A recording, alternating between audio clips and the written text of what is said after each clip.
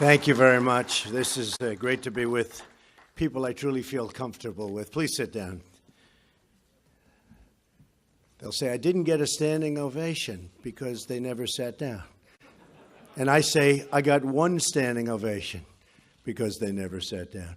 But I want to thank you all. I have great love for what you do and the way you do it. And when I'm with the police chiefs and I'm with the sheriffs of our country, and these are the big ones, these are the really big ones, I just want to thank you very much. And I thought before I spoke about what we're really here to speak about, I would read something to you. Because you could be a lawyer, or you don't have to be a lawyer. If you were a good student in high school or a bad student in high school, you can understand this. And it's really incredible to me that we have a court case that's going on so long. As you know, in Boston, we won it with a highly respected judge and a very strong opinion. But now we're in an area that, let's just say, they are interpreting things differently than probably 100% of the people in this room. I'd like to almost know, does anybody disagree when I read this? But I'm going to read what's in dispute, what's in question, and you'll see this. It's INA 212F 8 USC 1182F. Suspension of entry or imposition of restrictions by the president. Okay, now this isn't just me. This is for Obama, for Ronald Reagan, for the president. And this was done, very importantly, for security, something you people know more about than all of us. It was done for the security of our nation, the security of our citizens, so that people come in who aren't going to do us harm. And that's why it was done. And it couldn't have been written any more precisely. It's not like, oh, gee, we wish it were written better. It was written beautifully. So just listen. Here's what it says. This is what they're arguing. Whenever the president finds that the entry of any aliens, okay, the entry of any aliens or of any class of aliens, so any aliens, any class of aliens, into the United States. So the entry of people into the United States, let's say, just to be precise, of aliens into the United States.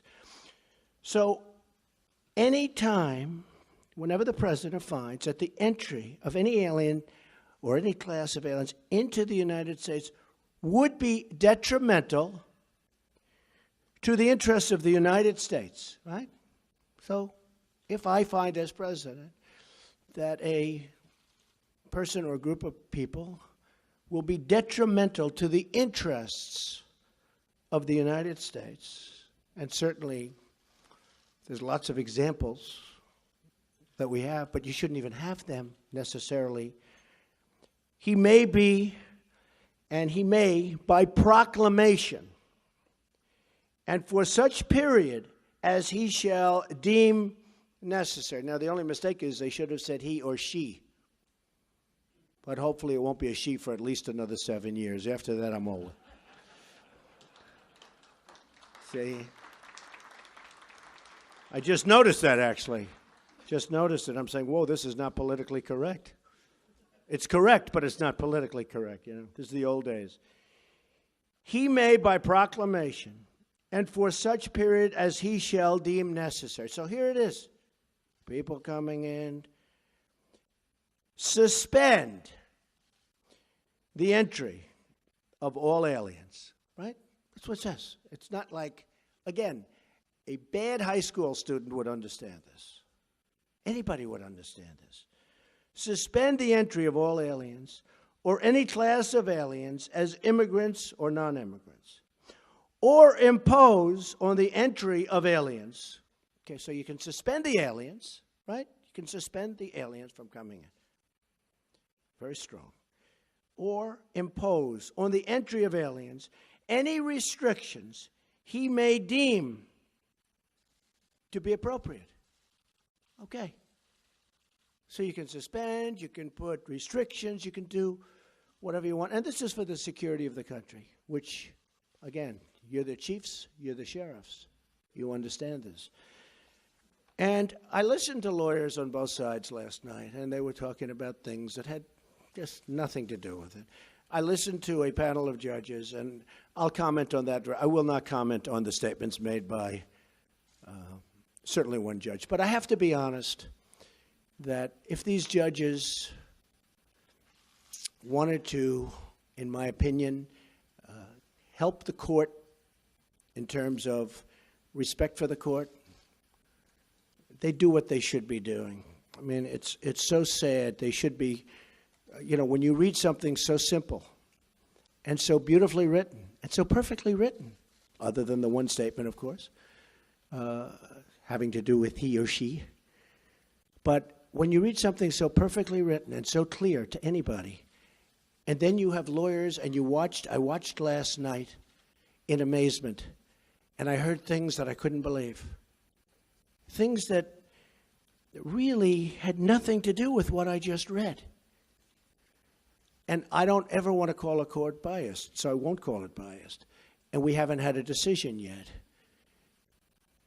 But courts seem to be so political, and it would be so great for our justice system if they would be able to read a statement and do what's right. And that has to do with the security of our country, which is so important. Right now, we are at risk because of what happened. General Kelly is an extremely talented man and a very good man. Now Secretary Kelly, Homeland Security. We are doing our job. He's a great man. We're doing our job, and one of the reasons you probably heard that we did it so quickly, in fact, I said, let's give a 1-month notice. And then law enforcement, and General Kelly was so great because he said, we totally knew about it. We knew about everything. We do things well. We did things right. But the law enforcement people said to me, oh, you can't give a notice, because if you give a notice, you're going to be really tough in 1 month from now or in 1 week from now. I suggested a month, then I said, well, what about a week? They said, no, you can't do that, because then people are going to pour in before the toughness goes on. Do you people agree? I mean, you know more about law than anybody, law enforcement. So I wanted to give like a month. Then I said, well, what about a week? They said, well, then you're going to have a whole pile of people, perhaps, with very evil intentions coming in before the restrictions. So there it is, folks. It's as plain as you can have it. I didn't, and I was a good student. I understand things. I comprehend very well, okay? Better than, I think, almost anybody. And I want to tell you, I listened to a bunch of stuff last night on television that was disgraceful. It was disgraceful. Because what I just read to you is what we have. And it just can't be written any plainer or better. And for us to be going through this, and by the way, a highly, highly respected judge in Boston ruled very strongly in our favor. You heard that. In fact, I said to my people, why don't you use the Boston case? And there were reasons why they couldn't use the Boston case. This one came later, various reasons. But use the Boston case. And I won't read that, but there were statements made by that judge who, again, highly respected, that were right on. They were perfect. They were perfect. So I think it's sad. I think it's a sad day. I think our security is at risk today, and it will be at risk until such time as we are entitled and get what we are entitled to as citizens of this country, as chiefs, as sheriffs of this country. We want security. One of the reasons I was elected was because of law and order and security. That's one of the reasons I was elected. Also, jobs and lots of other things. But I think one of the strongest reasons is security. And they're taking away our weapons one by one. That's what they're doing. And you know it, and I know it, and you people have been very unhappy for a long period of time. And I can read the polls maybe better than anybody, because it seems that I understood the polls a lot better than many of the pollsters understood the polls, assuming they were honest polls, which I think probably many of them weren't. I really believe that. But we need security in our country. We have to allow you folks to do your job. You're great people, great men and women. And we have to allow you to do your jobs. And we have to give you the weapons that you need. And this is a weapon that you need. And they're trying to take it away from you, maybe because of politics or maybe because of political views. We can't let that happen. So with that, let's get on to business, right? That's really something. Thank you.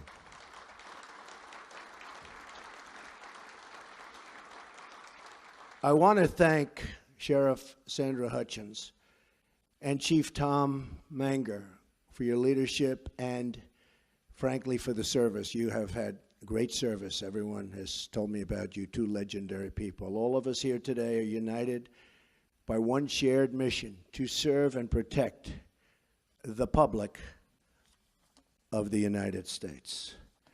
During my campaign for president, I had the chance to spend time with law enforcement officials all across our country. They're the most incredible people you will ever meet. And I just wanted to say to all of them right now, from the bottom of my heart, thank you, thank you, thank you.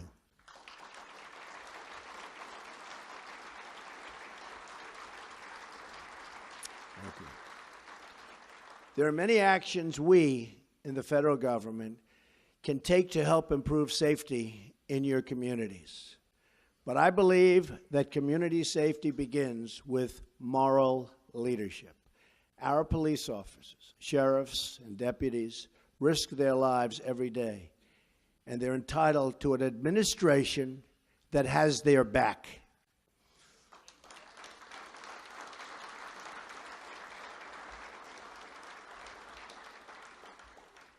The first step in restoring public safety is affirming our confidence in the men and women charged with upholding our laws. And I'm going to add justices, judges in that category. And I'm very proud to have picked Judge Gorsuch, who I think is going to be an outstanding member of the Supreme Court. Outstanding.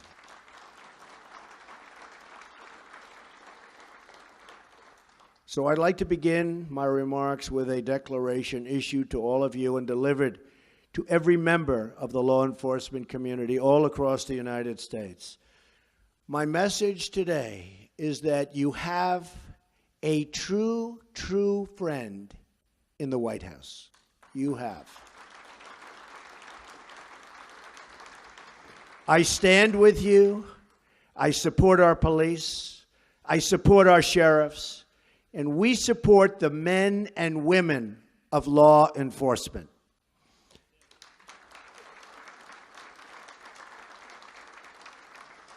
Right now, many communities in America are facing a public safety crisis. Murders in 2015 experienced their largest single-year increase in nearly half a century. In 2016, murders in large cities continued to climb by double digits. In many of our biggest cities, 2016 brought an increase in the number of homicides, rapes, assaults, and shootings. In Chicago, more than 4,000 people were shot last year alone, and the rate so far this year has been even higher. What is going on in Chicago? We cannot allow this to continue. We've allowed too many young lives to be claimed, and you see that. You see that all over. Claimed by gangs, and too many neighborhoods to be crippled by violence and fear. 60% of murder victims under the age of 22 are African American. This is a national tragedy, and it requires national action. This violence must end, and we must all work together to end it. Whether a child lives in Detroit, Chicago, Baltimore, or anywhere in our country, he or she has the right to grow up in safety and in peace. No one in America should be punished because of the city where he or she is born. Every child in America should be able to play outside without fear, walk home without danger, and attend a school without being worried about drugs or gangs or violence. So many lives and so many people have been cut short. Their potential, their life has been cut short. So much potential has been sidelined. And so many dreams have been shattered and broken, totally broken. It's time to stop the drugs from pouring into our country. And by the way, we will do that. And I will say this, General, now Secretary Kelly, will be the man to do it. And we will give him a wall. And it will be a real wall. And a lot of things will happen very positively for your cities, your states. Believe me, the wall is getting designed right now. A lot of people say, oh, Trump was only kidding with the wall. I wasn't kidding. I don't kid. I watch this and they say I was kidding. No, I don't kid. I don't kid about things like that, I can tell you. No, we will have a wall. It will be a great wall, and it will do will be a big help. Just ask Israel about walls. Do walls work? Just ask Israel. They work, if it's properly done. It's time to dismantle the gangs terrorizing our citizens. And it's time to ensure that every young American can be raised in an environment of decency, dignity, love, and support. You have asked for the resources, tools, and support you need to get the job done. We will do whatever we can to help you meet those demands. That includes a zero-tolerance policy for acts of violence against law enforcement. We all see what happens. We all see what happens and what's been happening to you. It's not fair. We must protect those who protect us. The number of officers shot and killed in the line of duty last year increased by 56% from the year before. Last year in Dallas, police officers were targeted for execution. Think of this. Who ever heard of this? They were targeted for execution. 12 were shot and 5 were killed. These heroic officers died as they lived, protecting the innocent, rushing into danger, risking their lives for people they did not even know, but for people that they were determined to save. Hats off to you people. These slain officers are an eternal monument to all of the men and women who protect our streets and serve our public.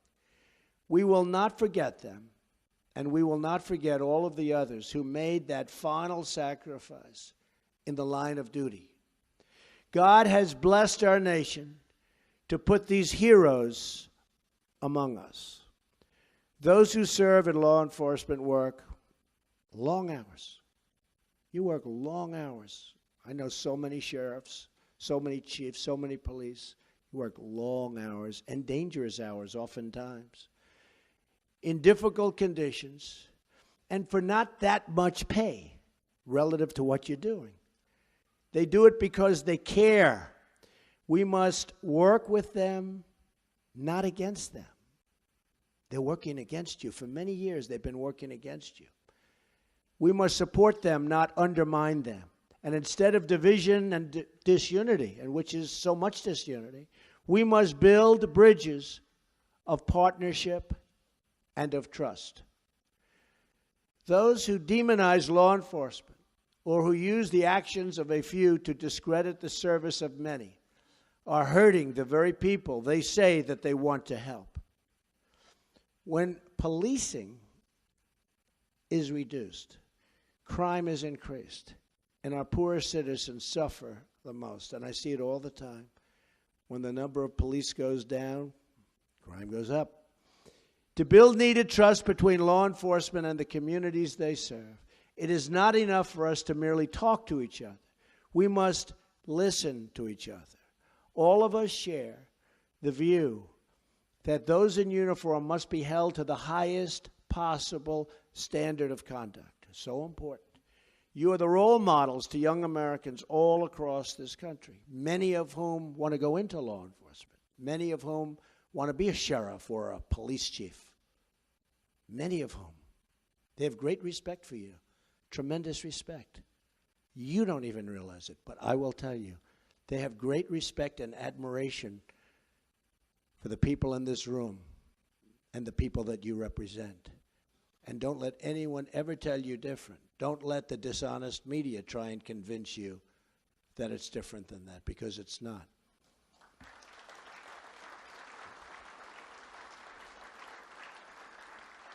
That is why our commitment to law and law enforcement also includes ensuring that we're giving departments the resources they need to train, recruit, and retain talent.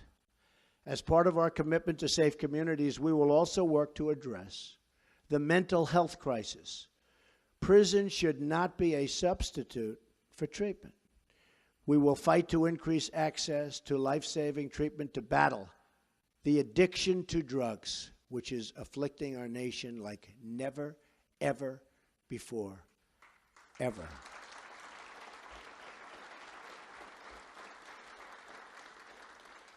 I've been here 2 weeks. I've met a lot of law enforcement officials. Yesterday, brought them into the Oval Office. I asked a group, what impact do drugs have in terms of a percentage on crime? He said 75 to 80%. It's pretty sad. We're going to stop the drugs from pouring in. We're going to stop those drugs from poisoning our youth, from poisoning our people. We're going to be ruthless in that fight. We have no choice. And we're going to take that fight to the drug cartels and work to liberate our communities from their terrible grip of violence. You have the power and knowledge to tell General Kelly, now Secretary Kelly, who the illegal immigrant gang members are. Now, you have that power because you know them. You're there. You're local. You know the illegals. You know them by their first name. You know them by their nicknames. You have that power. The federal government can never be that precise, but you're in the neighborhoods. You know the bad ones. You know the good ones. I want you to turn in the bad ones. Call Secretary Kelly's representatives, and we'll get them out of our country and bring them back where they came from, and we'll do it fast. You have to call up the federal government, Homeland Security, because so much of the problems, you look at Chicago and you look at other places, so many of the problems are caused by gang members, many of whom are not even legally in our country. And we will work with you on the front lines to keep America safe from terrorism, which is what I began this with. Terrorism, a tremendous threat, far greater than people in our country understand. Believe me, I've learned a lot in the last 2 weeks, and terrorism is a far greater threat than the people of our country understand. But we're going to take care of it. We're going to win. We're going to take care of it, folks. Let today be the beginning of a great national partnership. Let today serve as a great call to action. And let this moment represent a new beginning in relations between law enforcement and our communities. I want you to know the American public totally stands with you. I want you to know the American people support you. I want you to know how proud we are, truly proud to know you. We applaud your efforts. We thank you for your service. And we promise that you will always find an open door at the White House, an open invitation to our great cops and sheriffs nationwide. They're great people. You are great people. Thank you. God bless you, and God bless America. Thank you very much. Thank you. Thank you.